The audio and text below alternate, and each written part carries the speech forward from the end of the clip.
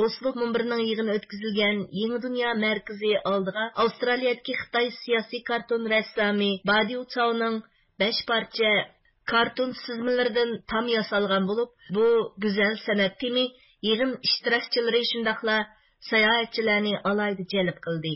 Karton rasmlar ichida bo'libmi, bir Xitoy tadqiqotchining ay yulduz tushirilgan ko'k mayka kiygan ko'zi tengi yukindirib qo'yilgan bir Uyg'urning beshiga miltiq tanglab turgan ko'rinishi kuchli diqqat tortdi. Bu rasmda Uyg'urlarning Xitoy hukumati tomonidan irqiy qirg'inchilikka uchrab o'ltirilayotganligi obrazliq aks ettirilgan edi. Avstraliyada yashayotgan Xitoy dangliq siyosiy san'atkor Badiu Chao turli ijtimoiy va siyosiy masalalarni yo'ritib beradigan mo'l mazmunli karton sizma asarlari orqali mustabid Xitoy hokimiyatiga jang e'lon qilib kelmoqda. Uning asarlari ilgari Avstraliya, Amerika va Italiyada ko'rgazma qilingan edi. Xalqaro kechirim tashkiloti 11 oktyabr kuni Birlashgan Davlatlar Tashkilotiga chaqiriqnoma e'lon qilib, ulardan Xitoyning Uyg'urlarga qaratgan og'ir kishilik huquq dafsandichiliklar ustidan tekshirish olib berishni talab qilgan. Xalqaro kechirim tashkiloti BDTga yozgan ochiq xatida Xalqaro kechirim tashkiloti Xitoyning Xinjiang Uyg'ur avtonom rayonidagi Uyg'ur kishilik huquq dafsandichiliklarini qattiq ayblaydi. Xalqaro jamiyat cho'qim Xitoy hukumati rayonda yurgizayotgan og'ir kishilik huquq dafsandichiligini qattiq ayblash kerak. Ya'ni adolat talab qilishi, mas'uliyati borlarni javobgarlikka tortish kerak degan.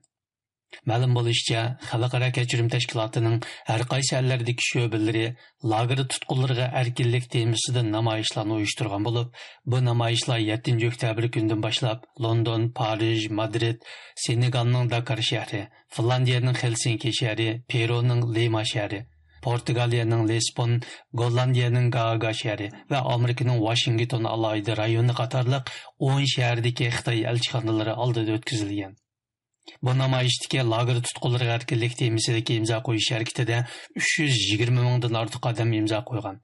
Ular 60 dan ortiq g'oyib qilib etilgan va lagerlarga qamalgan kishining oqibatini Xitoy elchixonasidan surishti qilib maktub sungan.